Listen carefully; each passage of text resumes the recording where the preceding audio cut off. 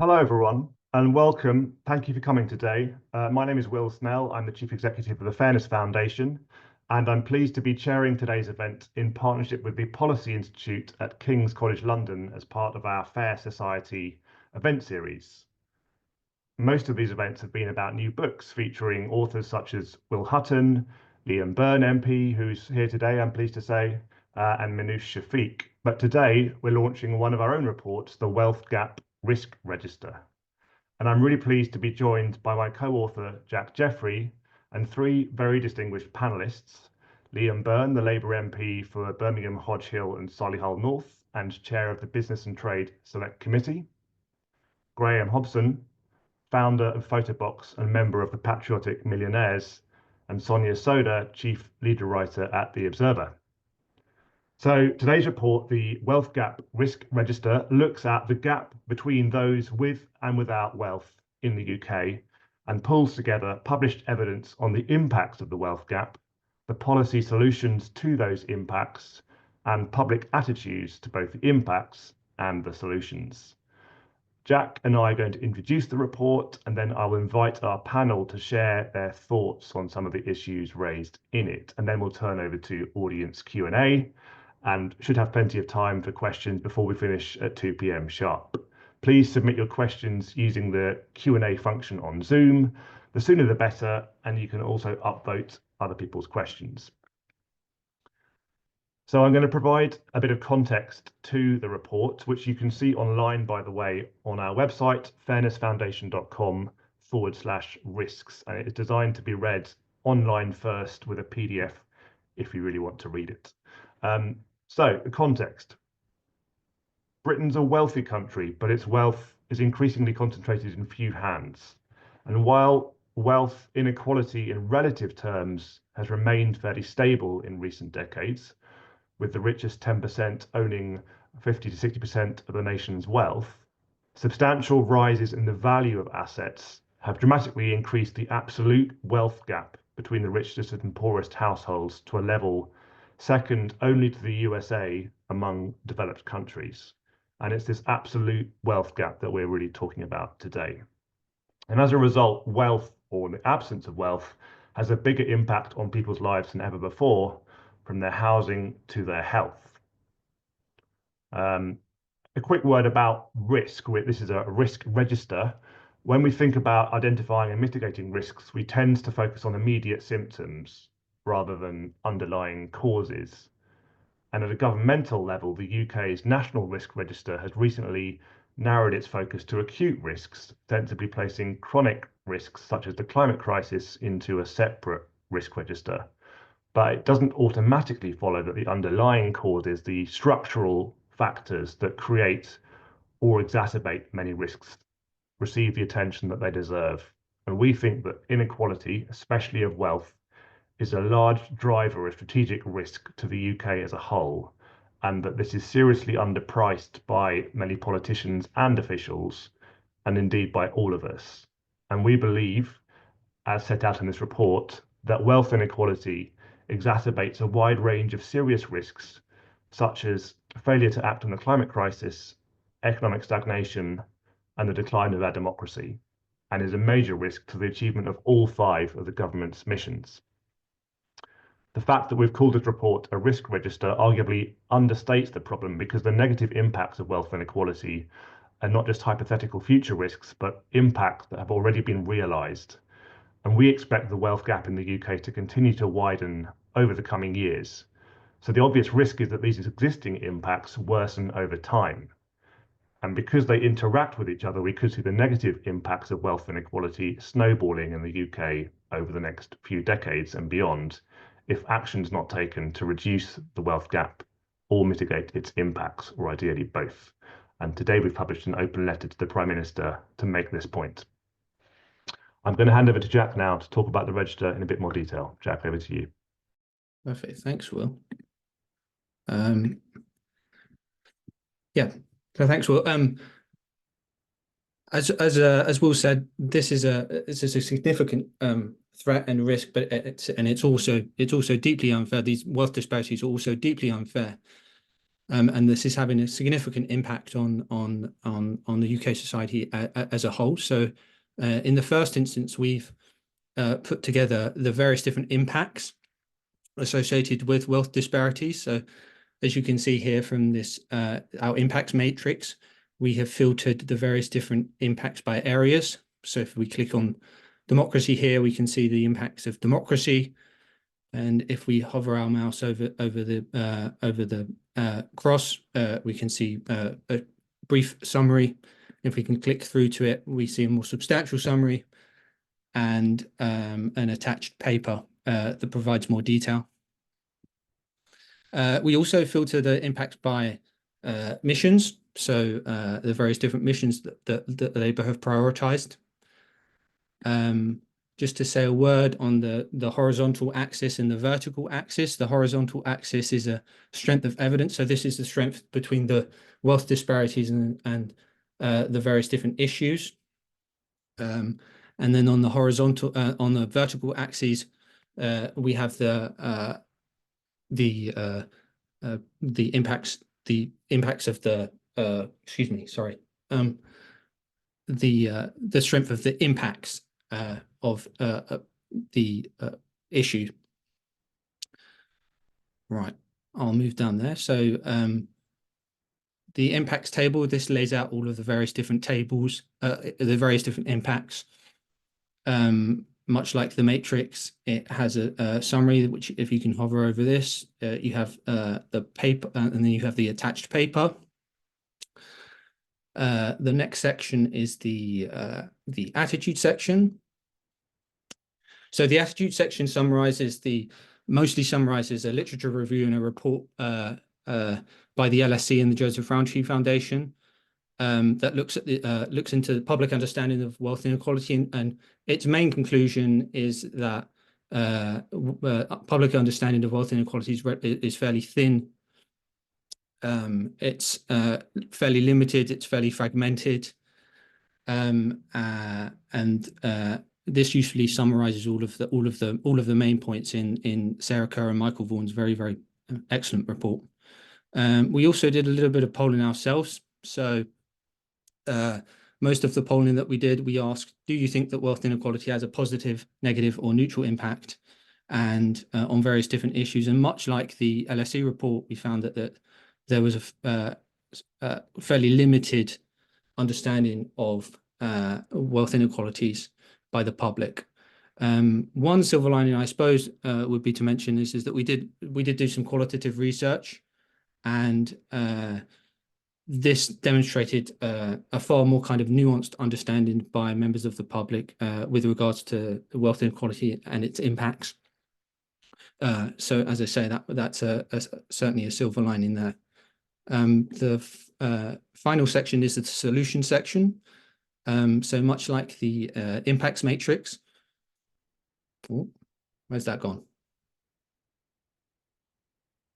Ah, here. Much like the impacts matrix, it plots against the horizontal axis with strength of evidence, and then a vertical axis with the strength of the impacts. In terms of solutions, we've distinguished between two kinds of strategies. So one strategy would be to reduce the size of the wealth gap. So this would look at solutions that would restrict wealth concentration at the top of the wealth distribution. So this would mean tax reforms, etc. But it would also mean helping people at the bottom of the wealth distribution build wealth too. And Liam's excellent book outlines lots of various different solutions about how we can help people at the bottom of the wealth distribution, and indeed in the middle of the wealth distribution, build wealth. So the other strategy as to how to address wealth inequality in the UK would be to mitigate the impacts of the wealth gap. Now, this strategy would involve kind of conceding that wealth disparities in the UK are kind of entrenched, that the size of the wealth gap is not going to reduce significantly anytime soon, and that what we ought to be doing is trying to make wealth less important in the UK. So this might involve creating a more robust social safety system. It would involve creating a fairer educational arrangements. It would involve more robust safeguards on lobbying and political donations. Just another quick point. In addition to the horizontal axis and the vertical axis, the strength of the evidence and the strength of the impacts, we've also added for the solution section a feasibility metric. So this includes support from this includes public support for a given solution. It includes political support. It includes expert support. It sort of includes overall feasibility. So at the bottom of that scale, you'd find things like an extreme wealth line, which has had lots of academics have been discussing this recently, but it's I think quite a way off at the moment. And then at the top of that you'd find things like infrastructure, changing infrastructure appraisal or equalizing capital gains. The last thing, much like the impact section we organized the solutions section in a table also, and we've also if I go down here, we've matched the various different impacts with solutions that would fix these impacts in a Sankey diagram, which is supposed to be here but isn't here at the moment. So why don't I hand it back to you, Will? Have I missed anything out, or do we need to say anything else? That's great. Thanks, Jack. Thank you for that demonstration. It'll be all right on the night aspect of the tech, always an issue, but I think it is on the website. So People can see it, yeah. The Sankey diagram that Jack referred to is on the website, so you can have a look at that. And as with the rest of the report, we're very conscious that this is a very ambitious undertaking, trying to map a very large body of evidence, but at the same time, a very emerging body of evidence. There's much more evidence, for example, about the impact of income inequality on our economy, society, democracy, etc., than there is specifically on the impacts of wealth inequality on those things. And also there's often evidence for some countries, but not others, and sometimes the UK isn't included. So it's a complicated body of evidence with plenty of gaps, and often where there is some evidence, there's not as much corroborating evidence from other sources as you would like. So we see this as a sort of first stage in a broader exercise, and we'd like this report to become a sort of living document. And in the methodology section of the report, which details how we've approached it, going into more detail on what Jack's been talking about, there is also a facility for people to submit where they think we've left things out, or to draw our attention to new evidence as it emerges, or just things that we've got wrong. So please do use that to help us to keep this document developing over the coming years, and we'll look to, for example, release some kind of annual update as new evidence continues to build. So it's in the spirit of a kind of evidence and gap map kind of approach, mapping out this evidence. So we have in total 41 different impacts of wealth inequality mapped in this risk register across a variety of domains, but broadly speaking, impacting our economy, our society, our democracy, and our environment in different ways. And then we've also mapped out 29 different policy solutions that, as Jack said, either reduce the level of wealth inequality in the UK, or somehow mitigate its impacts onto those other areas. And with that in mind, I'd like to invite our panel to comment on the issues and the evidence raised in the report. Liam, if we could start with you, I'd be really interested in your thoughts on this first section first, the impact section. So the nature and perhaps the causes, but also the consequences and impacts of wealth inequality. Your reflections on what's in the report and more generally would be great. Yeah, thanks so much, and congratulations on pulling this together. And the book length version of what I'm about to say is obviously just out in paperback last week. Thank you for the very kind reference. So one of the questions I tried to get into in the book actually was precisely this question, why should we care? So we can see inequality going up. Why should we be worried about that? Doesn't it just create virtuous incentives which encourage the chase of progress, which is the motor of a good society? And actually, what your report really nicely does is light up the inequality in a society has three big consequences. It creates societies which are poor, because actually the growth rate for societies which are more unequal comes down. Second, they become corrupt. So you begin to get rent-seeking behavior that just kind of runs out of control. It runs amok, and that corrodes and corrupts all kinds of economic incentives, but it absolutely wrecks your kind of politics.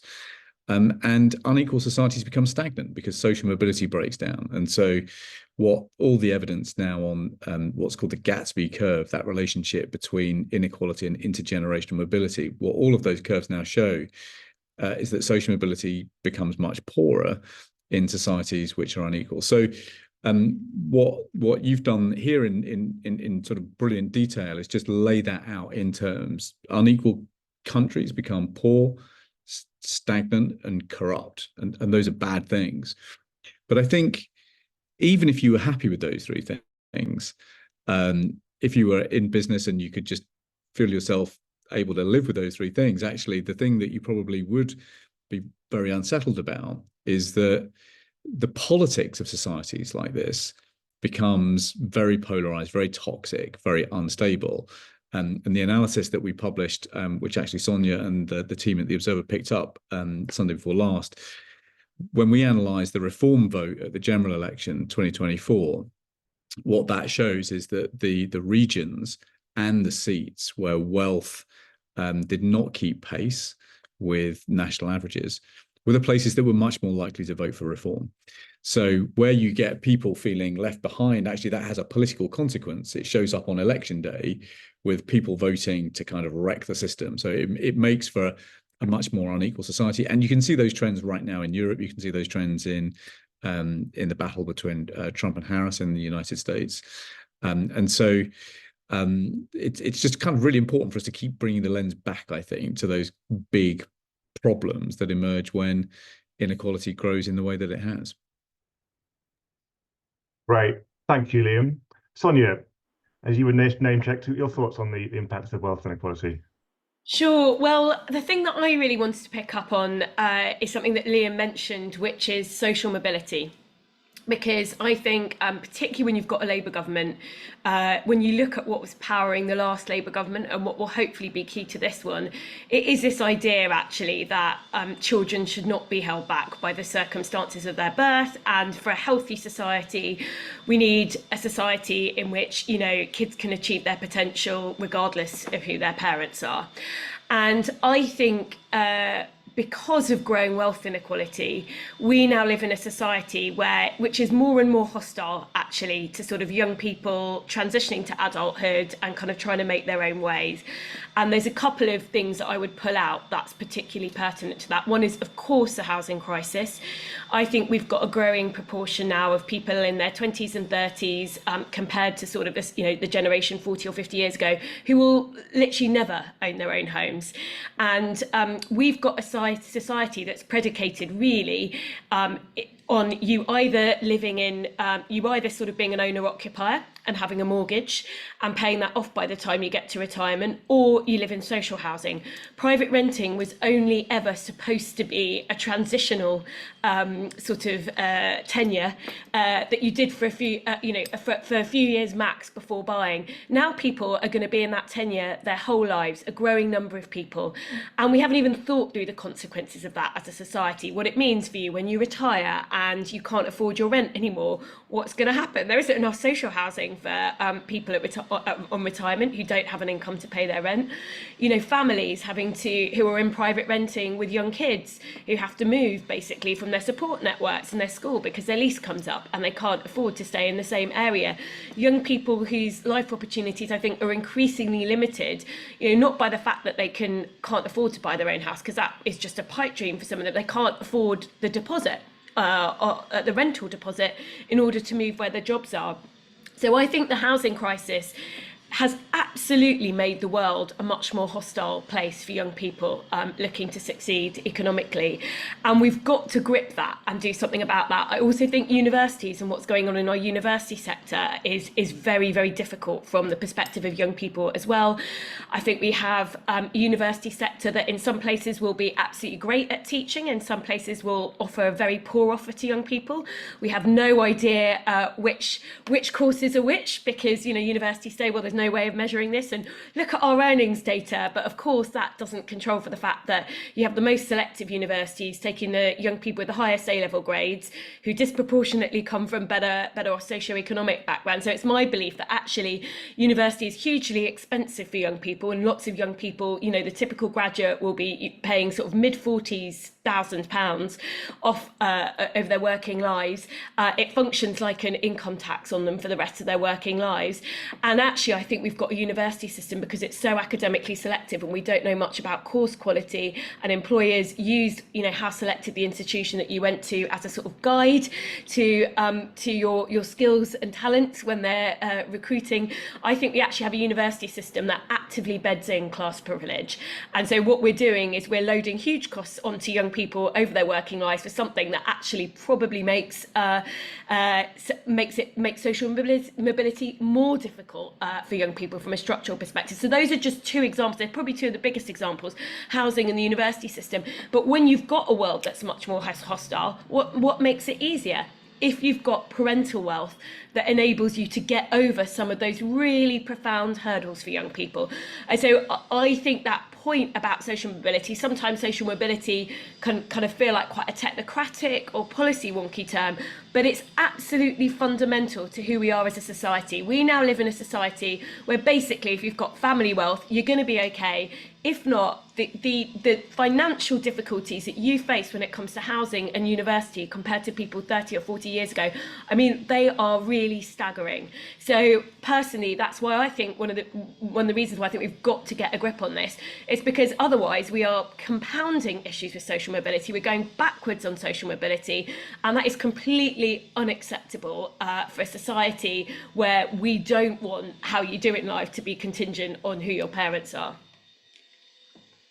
Great. Thanks, Sonia. Some really interesting points for Labour's opportunity mission in particular around that. Graham, your thoughts on the impacts of wealth inequality?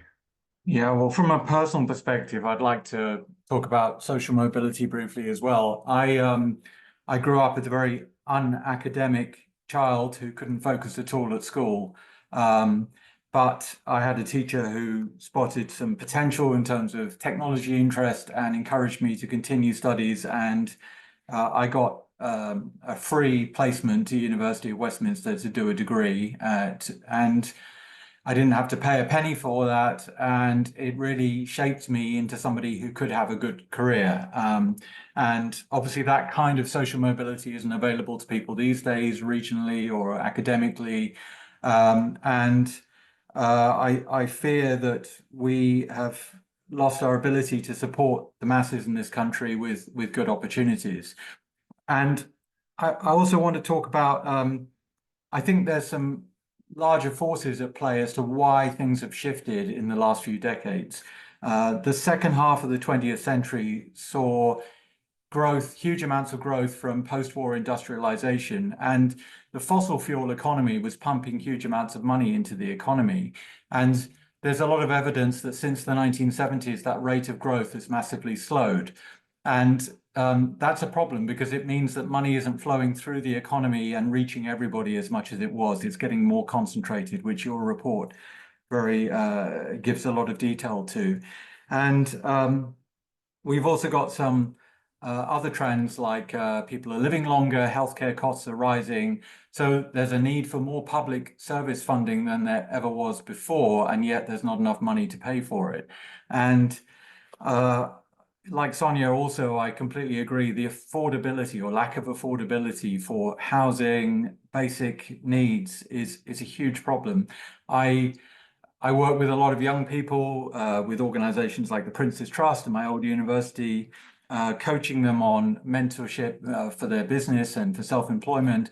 And most of them are despairing, that they feel that the system is rigged against them. They can never earn enough money to have a good quality of life, and they can certainly never, ever imagine to own property. So I think the evidence is there that things are getting worse and people don't feel like they have a good stake in society. And therefore, we have to do something to figure out how to make this money flow through the economy better. Excellent. Thanks, Graham. Let's move on to the solutions then. Liam, we've talked in this report about solutions that aim to reduce wealth inequality and solutions that aim to mitigate its impacts. And it looks across a huge variety of different domains and spheres. What are your thoughts on what's most politically feasible at this point, but also what's most important, and perhaps what's in the middle of that Venn diagram, and what needs to be? Yeah, so I mean, I take a particular focus in the book on fixing wealth inequality in particular, and what I try and do is revive the ideas of a Nobel Prize-winning economist called James Mead from the 1960s, who was one of the last serious thinkers before Piketty to think about wealth inequality and how you fix it. And what Mead talks about is basically four things. You've got to fix the rate of growth. You've got to, because that's what lifts up incomes. So you have to have incomes that are going up. You then have to increase people's savings rate. You have to increase the level of return on people's savings. And then you've obviously got to look at the tax that people are paying on that. So growth, as you say, is the number one mission. We've got a shift right now underway from the Tories' demand side strategy to what is going to be called, I think, modern supply side strategy in the UK, an idea pioneered by Janet Yellen and associated with Bidenomics in quite a big way. But you've got to make sure that when you're putting in place things like industrial policy, you're not just handing out whacking great subsidies to big companies that then just pump the money out to shareholders or indeed chief executives at the very top of the organization. So you do need to couple industrial policy with something like the Employment Rights at Work bill that we saw published in the House of Commons last week, and which has its second reading next week. So there's a bunch of things that you've got to do around growth strategy and raising incomes. But then I argue for something called universal basic capital, not universal basic income, which I think is not affordable, but universal basic capital. And that's an idea of basically giving people, everybody, universal savings accounts, coupling that with an overhaul of the way that we incentivize savings in our country. So most of the billions in tax incentives go to those who already have assets. So it's that principle of to those that hath shall be given. That's the way our tax system works at the moment. I think that should be reversed, if you like, and we should be concentrating incentives to those who don't have anything. The big thing that I propose is a one-off £10,000 dividend to every 25-year-old, not a novel idea, something that came out of the Intergenerational Commission chaired by David Willis. But I propose to give that money to young people as a savings match or a tax break, because that transforms its political popularity. Now, where would you get that money from? Well, you could actually get that money from Labour's National Wealth Fund. It could be a one-off dividend paid from that fund, but the fund would need to be much bigger. So at the moment, Labour's proposal for the National Wealth Fund is actually quite small. You could, over the course of 4 or 5 years, turn it into a much bigger beast, about £200 billion. That's what you need to deliver a one-off £10,000 dividend to every 25-year-old in Britain. That's the kind of scale you're talking about. And how do you build a fund of that size? Well, you reintroduce fairness to the tax system. And, you know, right now we have a former prime minister in Rishi Sunak who earned about 2 million a year and pays 23% tax. And so, you know, there is an unfairness in the tax system that I hope we will begin to unwind at this budget. We've got about 10 big ideas for tax reform and capital taxes in the mix now. If you did all of them all at once, I'm sure there would be quite a lot of kickback, but actually finding a judicious mix of wealth taxes is something that I hope that we begin at this budget, because it's the only way that you unwind the wealth inequality that bedevils our country at the moment. But crucially, it's the only way you raise resources to actually help people without assets begin to build those assets for the first time. Excellent. Thanks, Liam. Sonia, where would you, if you were in government, prioritise action on wealth inequality at this point, and what do you think is most important? Well, I suppose I would look kind of instrumentally at kind of what you can best do. I really agree with Liam on saving incentives, actually. And one of the things that I worked on almost 20 years ago now, when I was at IPPR, when I was a sort of baby research fellow, was on policies like the Saving Gateway that the last Labour government introduced, which turned saving incentives on their head, in the sense that they didn't link it to tax incentives, but they linked it to sort of saving matches, so saving incentives directed particularly at low-income households. I think the thing that you have to be slightly wary of, though, is putting money into that when actually people are on such low incomes that they can't afford to save in the first place. And so, you need a basic level of support in the welfare state before you do that, which personally I don't think we've got after 14 years of really horrendous cuts to tax benefits and credits that have left families with kids in the poorest decile very, very significantly worse off. We're talking like 4 to 5k a year worse off as a result of conservative cuts there. Taxation, I think, can be, wealth taxation specifically can be part of the answer, but I think it has to be instrumental rather than theoretical. So not taxation for taxation's sake. And I know we're going to move on to talk about public attitudes in the next chunk, so I think it's very important from a public perspective in terms of making the case, but I'll say more there.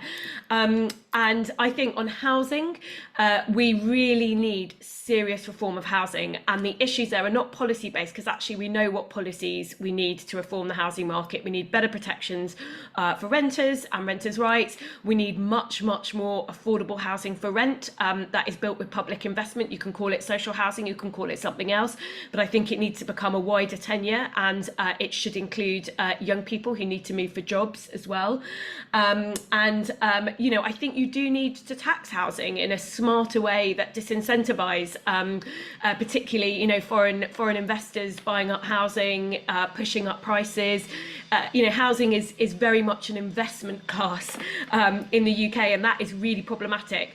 The issue is it's not the what are the policy solutions. I think with some of the stuff, like actually how do we build a fairer economy, there are really difficult policy questions around industrial strategy there. With housing, I think that the policy questions are actually easy, but I think it's a political problem, because you've got politicians who the dirty little secret at the heart of the housing market is that no politician actually wants housing affordability, which means that real house prices drop or at least stagnate, because that's what powers, we're addicted to that. That's what powers our economic growth. We're an economy that has grown as a result of consumer spending fueled by the housing bubble, fueled by people's mortgages and remortgaging. So we've got to sort that out. And that's why if you're going to sort out housing, you've got to sort out your economic model as well. And for me, there is just not enough honesty and upfrontness in politics. Politicians always say they want young people to get on the housing ladder, they want house price affordability, but it's a classic example of a zero-sum game. And some people are going to lose out if house prices become more affordable, and I don't think politicians really want to take that on. So that's why I never really believe politicians when they say they've got all this suite of policies to bring down house prices. And I think that is why politicians focus on things like helping young people who are closest to buying just over the line, which can actually have inflationary effects on house prices. I also think it's just worth saying, you've really got to provide a protective welfare state in a world where there is high wealth inequality. And I think Labour are facing a really, really difficult crunch in the budget. But one of the things that concerns me is that, even if you relax a fiscal rule, that's mostly about capital spending rather than current spending. And, the welfare state in terms of the support for low-income parents with children, in terms of our public services, it has been seriously pared back over the last 14 years. And so Labour's got a massive job to think about how to rebuild that. And the problem is they've said that will come once they grow the economy, and you can see the appeal of that. But for me, there's a chicken and egg question, because what if you can't grow the economy fairly without fixing some of that stuff in the first place with upfront, not just capital spending, but current spending? So that's why I think Labour's got an awesome, awesome task here. Fantastic. Thank you, Sonia.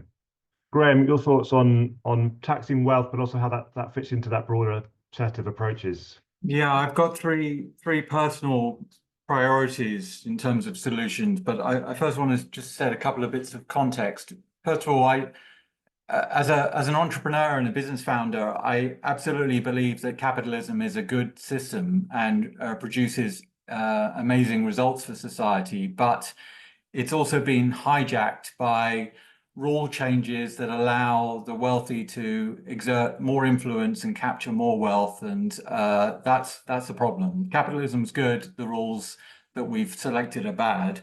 The other thing was my success in business was built on the foundations of societal investment. I didn't create my business in a vacuum. I created an online business that benefited from government investment in mobile phones, telephony, internet, broadband.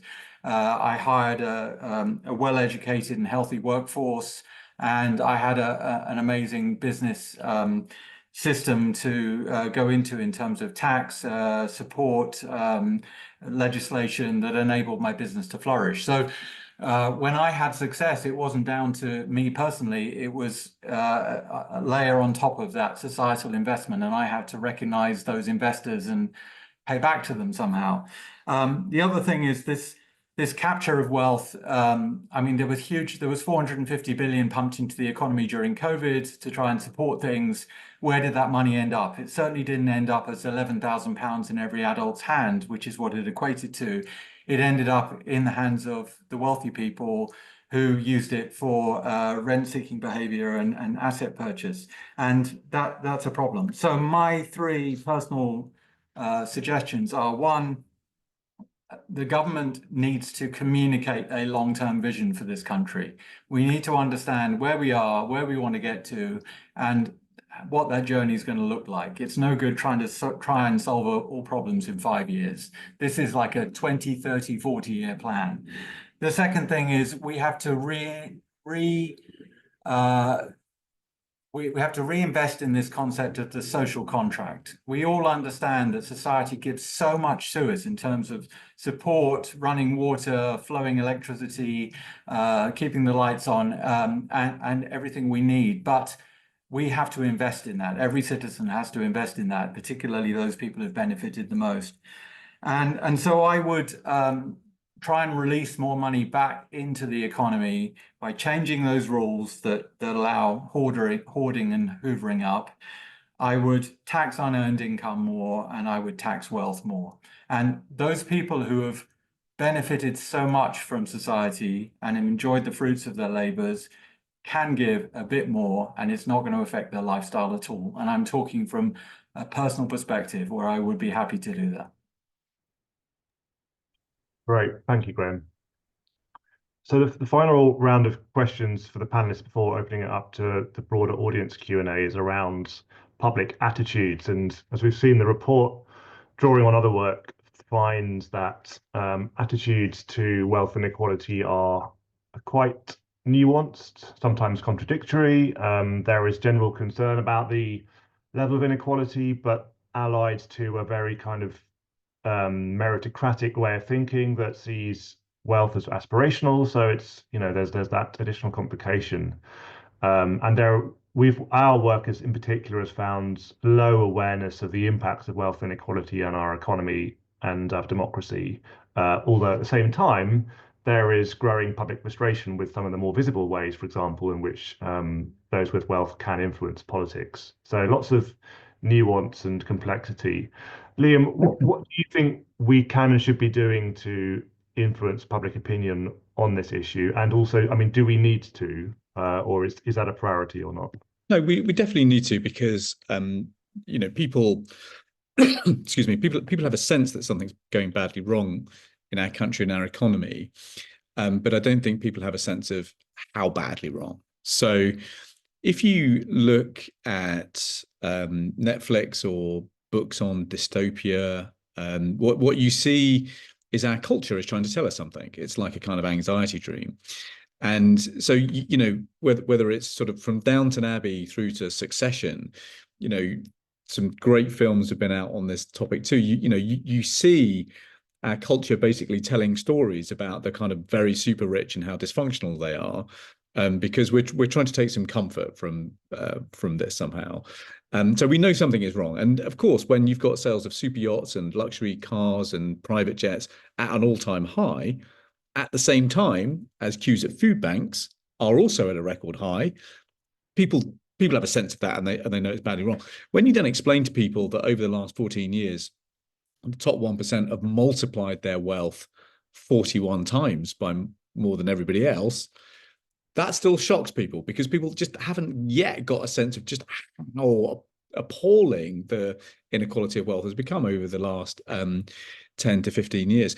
What's very striking is that in then some of the polling that we've done together, Will, together with Bobby Duffy's team at the Policy Institute at King's, is the level of consensus that there is around the measures for fixing some of these problems. So we tested, for those who've not seen it, we tested a basket of about 7 different policies, and tax policy was people's preferred choice for how you fix wealth inequality. And what was remarkable, I thought, was the amount of consensus on both left and right amongst Conservative voters and Labour voters for ideas like a net wealth tax on fortunes of over 10 million. Actually, that actually sort of polled really quite well. And when you look at voters like reform voters, for example, you can see why. 3/4 of reform voters don't think that ordinary working people get a fair share of the nation's wealth. So people have got a sense that something is going wrong. They haven't got a sense of just how bad it's gone. But there is this intriguing consensus where the public, as ever, is actually ahead of the politicians in thinking about what some of those solutions could look like. So, as ever, one has to, when it comes to tax, pluck the goose while minimizing the hissing. But I've just got a feeling that when it comes to wealth taxes in particular, there may be more public space than we think about where the solutions lie. Right, thanks, Liam. Sonia, what are your thoughts about how we can influence the public debate on these issues? Sure, well, I totally agree with Liam. It is really important to influence the public debate, because we live in a democracy and we want to sort of get consensus, obviously, or some degree of consensus around measures that we're interested in. I think it's really important to understand and start from where the public are.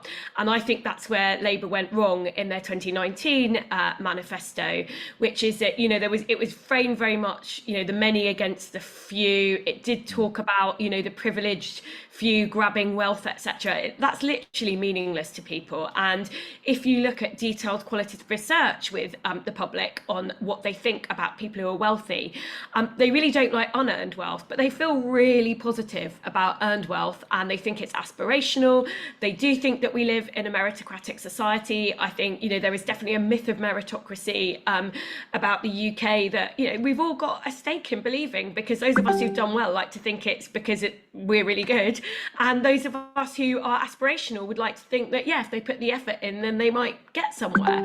So it is a very powerful myth, I think. So I think you do have to start with where the public are. I don't think it's about attacking the rich or the super wealthy, as I think Labour in previous incarnations has tried to do. I don't think that really works or lands.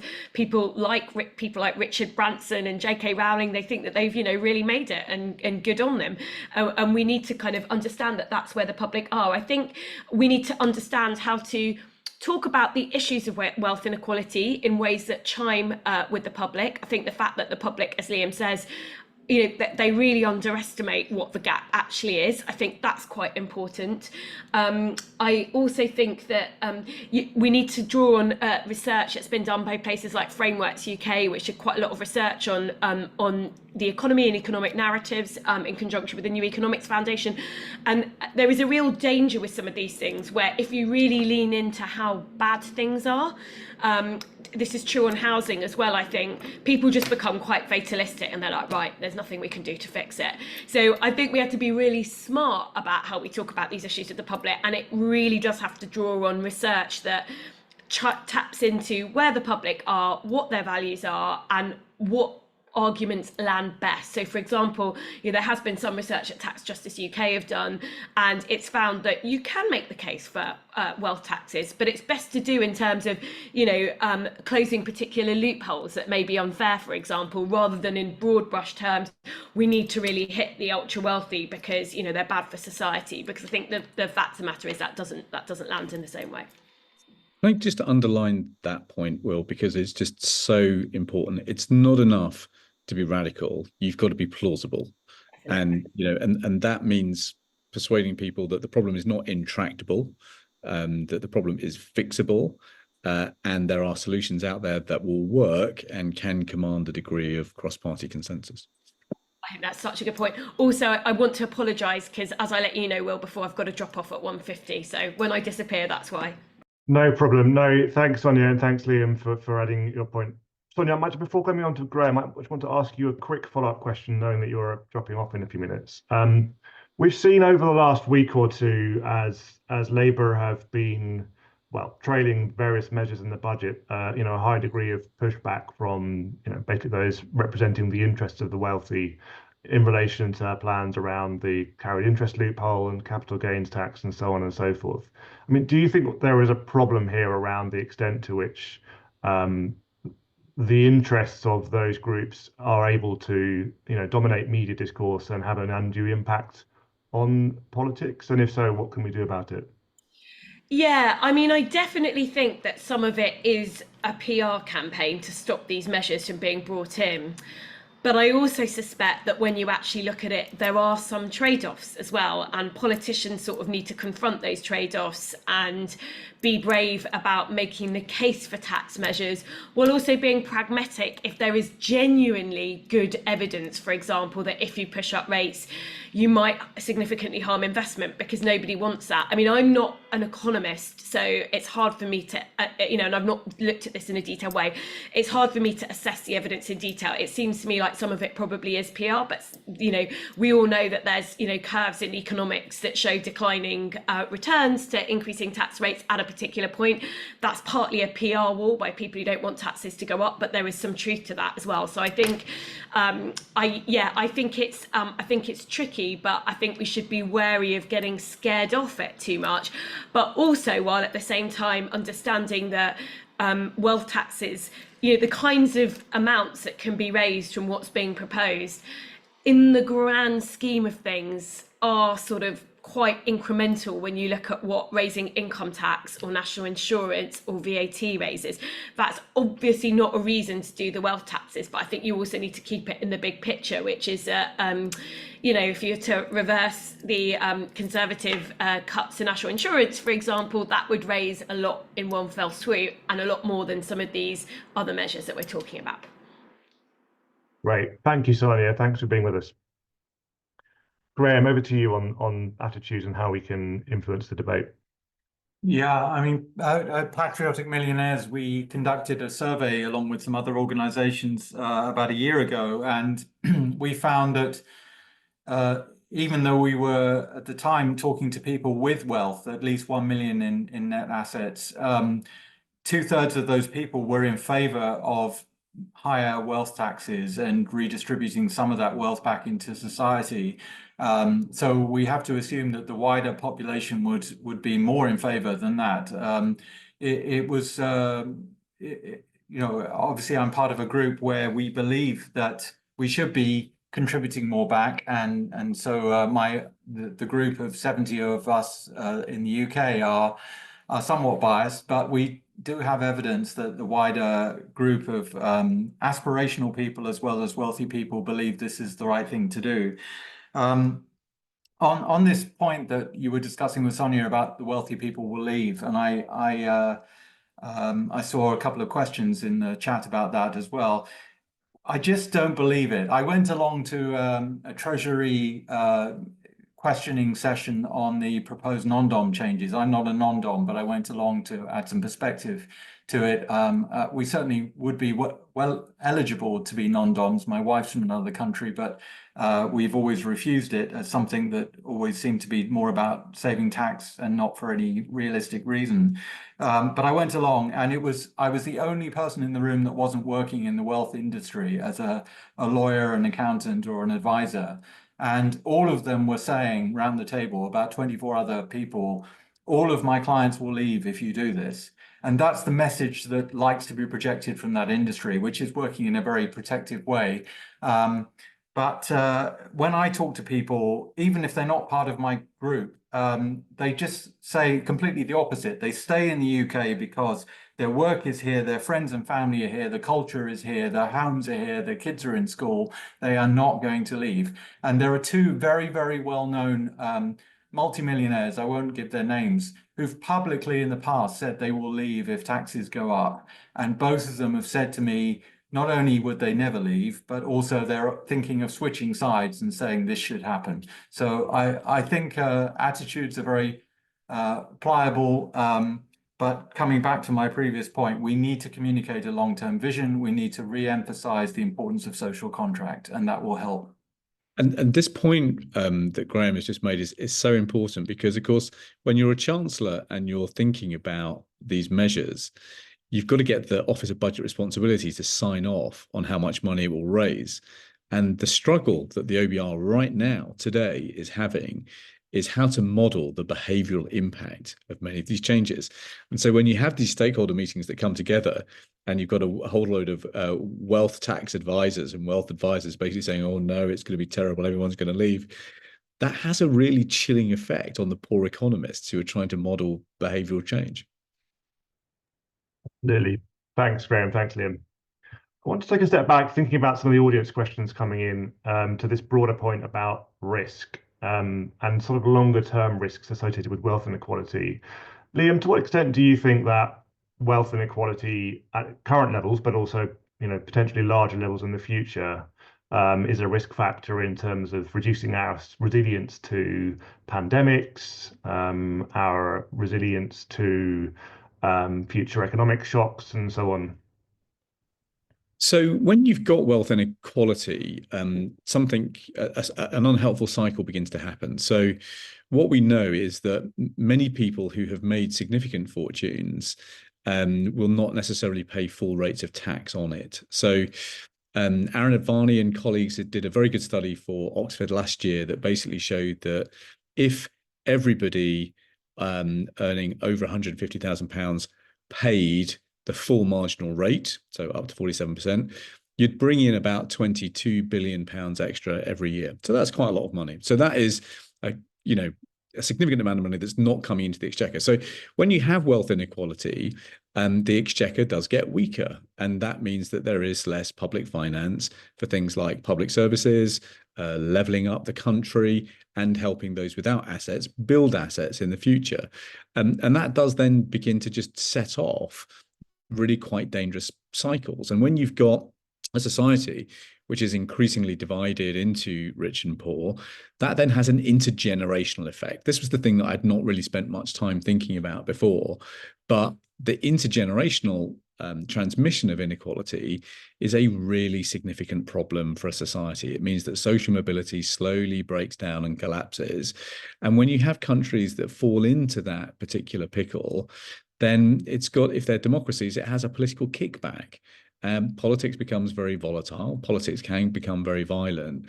And if you get the continued rise of a populist vote, then if you get populists taking control in a particular capital, then that has particular effects on the political phenomenon of separatism, because you will get people in other politicians in different parts of the country saying, well, goodness, we're not having those guys run our country. We're going to seek to go our own way. And so inequality can quite quickly melt the joints that hold a nation together. And these aren't just kind of my dark dreams. I mean, this is part of the scenario planning for the British military. So these are realistic, plausible risks that we've got to be alive to. Absolutely. No, thank you, Liam. Graham, a question for you around a horrible word, but pre-distribution. So there's a question about tax being part of the solution, but also other ways of sharing wealth before it's redistributed. What are your thoughts on some of the, for example, ways in which the workplace can be reformed through, for example, strengthening the role of trade unions or having employee ownership or employees on boards, those sorts of changes to affect the sharing of wealth earlier on in the pipeline? I'm not familiar with pre-distribution, but I think anything that empowers people and gives them more of a stake in their lives and society is a good thing. I think that the doom scenarios that we're looking at are all about people feeling completely disconnected from society and with no stake in it and with nothing to hope for and no improvement in their situation, and that will lead to very terrible outcomes. So I think that the more that you can give people protections and the opportunity to thrive in the work they do earlier on is a good thing. Yes. Great. Thank you, Graham. Final question for you, Liam. Media ownership, how much of a problem is that here and what can we do about it? Well, it's a huge problem, and it's a huge problem that our enemies have cottoned onto. So countries like Russia, which mean us no good, have become quite adroit at basically what we call the dark social playbook. So they might hack information or extract information in illegal ways, leak that information to alternative news sites. That information can then get picked up by centre-right newspapers, and before you know it, it's a Daily Mail, it's a BBC line of questioning, because all of a sudden it's on the front page of the Daily Express or something. So there is in the middle of that an unhealthy concentration of media ownership of newspapers in particular, which I think is leaves us quite exposed and it's quite a risky situation. And one of the antidotes to this is public service broadcasting, I'm afraid. So where you have well-funded organisations like the BBC, then that does help you create a media environment in which truth is available. Excellent. A great note on which to end. Thank you. Thank you, Liam. Thank you, Graham. Thanks to Sonia and Jack. Thank you all for coming and for your questions. And thanks also to Bobby Duffy and colleagues at the Policy Institute at King's College London. And you can read the report at fairnessfoundation.com/risks. Take care. Goodbye. Thanks, everyone. Thank you. Bye.